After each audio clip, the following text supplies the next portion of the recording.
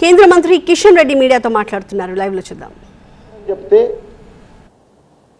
మరి ఇదే డాక్టర్ మా పాదట కాదు మరి ప్రజాస్వామ్యం పట్టి అందరిని కలుస్తాడు మా డాడీ అని చెప్పింది. డాక్టర్ చెప్పింది ఆ రోజు. ఈరోజు ఆమెనే చెప్పింది నువ్వు క్యాడర్ను కలుస్తలేవు, క్యాడర్ను కలుస్తాడని ఆమెనే చెప్పింది. కాబట్టి ఇది ఫ్యామిలీ పార్టీలలో ఈ రకమైనటువంటి సంఘటనలు ఉంటాయి. ఇది BRS party daddy daughter sun party. కాబట్టి ఈ సన్ పార్టీ ఇంకా మళ్ళీ సన్నీల స్ట్రోక్ పార్టీ. కాబట్టి ఇది 4 స్తంభాల ఆట ఈ పార్టీ. కాబట్టి ఈ పార్టీ గురించి పెద్దగా ఆలోచించాల్సిన అవసరం లేదు. పార్లమెంట్ ఎలక్షన్స్లోనే తెలంగాణ ప్రజలు ఈ పార్టీని పూర్తిగా తిరస్కరించారు. ఈ పార్టీకి భవిష్యత్తు లేదు. అందులో మాట చెప్పింది టీఆర్ఎస్ క్యాడర్ కూడా తెలంగాణ రాష్ట్రంలో భారతీయ జనతా పార్టీ ప్రత్యామ్నాయము అని అనుకుంటున్నారు అన్నది. అనుకోవడం వాస్తవం కూడా పార్లమెంట్ ఎలక్షన్స్లో బయటపడ్డది.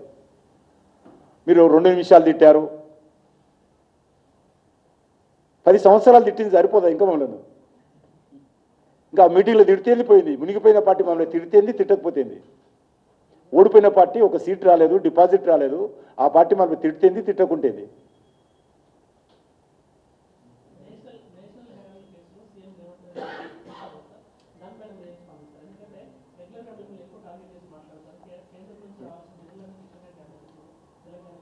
ఇప్పుడు చెప్పిన ఈరోజు చెప్పినా కదా 3 ఇన్స్టిట్యూషన్ చెప్పిన, ఇంకా చాలా చెప్తా. ఏమేమి తెచ్చిన్నో మీకు ఓపిక ఉంటే, మీకు రాసే ఓపిక ఉంటే, టీవీలలో మీరు వేసే ఓపిక ఉంటే నేనేమేం చేశాను తెలంగాణలో స్పష్టంగా చెప్పడానికి సిద్ధంగా ఉన్నాను. ఆయన కోసం కాదు, రేవంత్ రెడ్డి కోసమో కేసీఆర్ కోసమో చెప్ప, నేను తెలంగాణ ప్రజల కోసం చెప్తాను.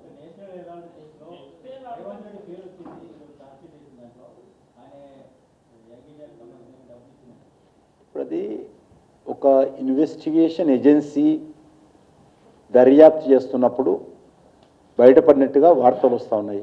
అందులో ఈడీ ఏం చేస్తుందో మాకైతే తెలియదు. కాబట్టి దీనికి సంబంధించినటువంటి మరిన్ని వివరాలు బయటికి రావాల్సినటువంటి అవసరం ఉంది. Law will take own course. ఖచ్చితంగా చట్టబద్ధంగా న్యాయబద్ధంగా ఎవరు పొరపాటు చేసినా దానికి సంబంధించినటువంటి దర్యాప్తు జరగాల్సినటువంటి అవసరం ఉంది. కాబట్టి అంతకు మించి నా దగ్గర ఆధారాలు లేవు. నేను కూడా పేపర్లో చదువుకున్నాను. ఈడీకి మేము రోజువారీ మేమేం చెప్పము. అది స్వతంత్ర సంస్థ. ఆ సంస్థ దర్యాప్తు స్వతంత్రంగా చేస్తుంది. ఏం చేస్తున్నది ఈడీపీ తెలియదు. ఈడీ చెప్పాలి ప్రజలకు. ప్రజలకు చెప్పినప్పుడు కోర్టుకు చెప్పినప్పుడు తెలుస్తుంది. నేను ఇప్పుడు కూడా చెప్తున్నా, అది చాలా చిన్నది. సముద్రంలో నీటి చుక్కలాది ఆ యొక్క హెరాల్డ్ కేసు. చాలా పెద్ద ఎత్తున ఈ రాష్ట్రంలో RRR ట్యాక్స్ కాంగ్రెస్ పార్టీ అధికారంలోకి వచ్చిన తర్వాత పెద్ద ఎత్తున ఏ రకంగా వసూలు చేస్తున్నారో మీరు ఎవరిని అడిగినా చెప్తారు. నేను చెప్పాల్సిన అవసరం లేదు. తెలంగాణ రాష్ట్రంలో ఏ రియల్ ఎస్టేట్ని అడిగినా, ఏ వ్యాపారస్తుని అడిగినా, ఏ పరిశ్రమని అడిగినా చెప్తారు.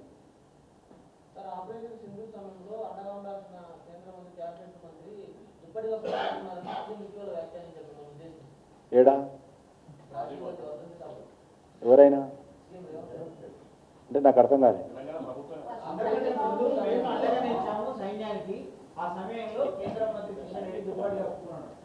ఆయన ఏం కప్పుకుంటాడు రోజు?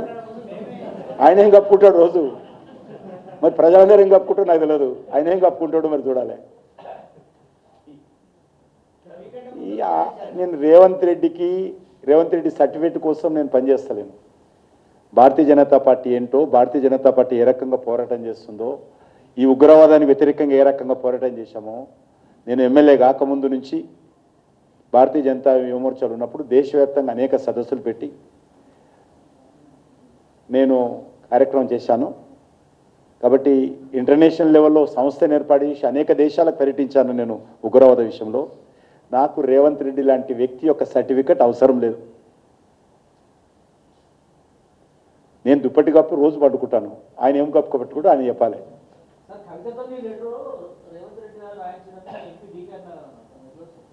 నాకు తెలియదు. వారికి తెలుస్తుంటే వారు చెప్పారు. తప్పేముంది? నాకు తెలియని విషయం నేను చెప్పను.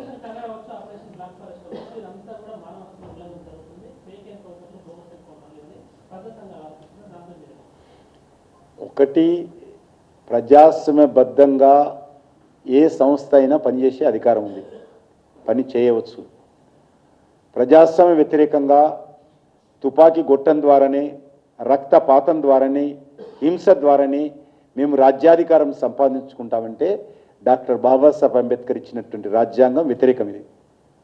కాబట్టి ఒక దిక్కు చాలా పెద్ద ఎత్తున అమాయకులైనటువంటి ప్రజల ఇన్ఫార్మర్స్ పేరు మీద, పొట్ట కూటి కోసం ఉద్యోగంలో చేసినటువంటి పోలీస్ కానిస్టేబుల్ల మీద వందలాది మందిని హత్య చేస్తూ ఉంటే రాజ్యాంగబద్ధంగా ఎన్నికైనటువంటి ప్రభుత్వ బాధ్యత అందరికీ రక్షణ కల్పించాల్సిన అవసరం ఉంది.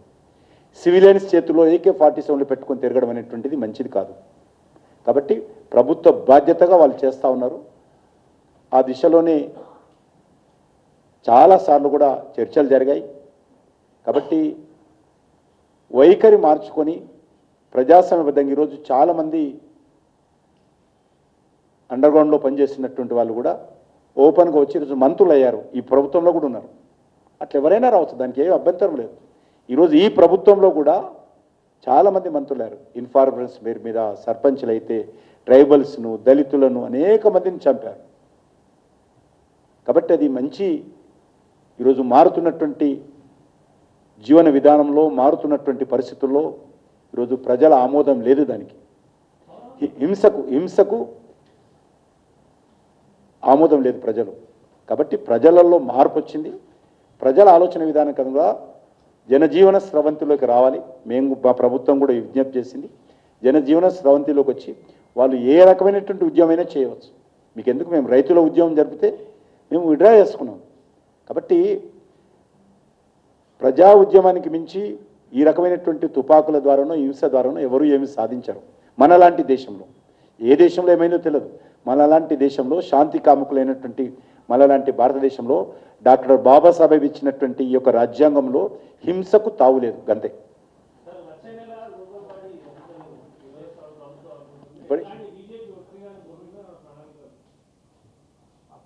మీకు నమ్మకం ఉందా ఇప్పుడు ఎలక్షన్స్ వస్తాయని? చాలాసార్లు చెప్పారు. ఉదాహరణకు రేషన్ కార్డు ఇస్తున్నామని చెప్పారు, దరఖాస్తులు తీసుకున్నారు, ఒక రేషన్ కార్డు ఇవ్వలే.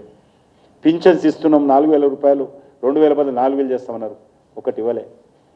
మీరు రైతులకు 2,400 ఇస్తామన్నారు. కాబట్టి ఈ ప్రభుత్వము నోటిఫికేషన్ వచ్చినాక తప్పకుండా భారతీయ జనతా పార్టీ, ఇప్పటికే మేము అనేక రకాలుగా జిల్లా స్థాయిలో సమావేశాలు చేసుకున్నాం.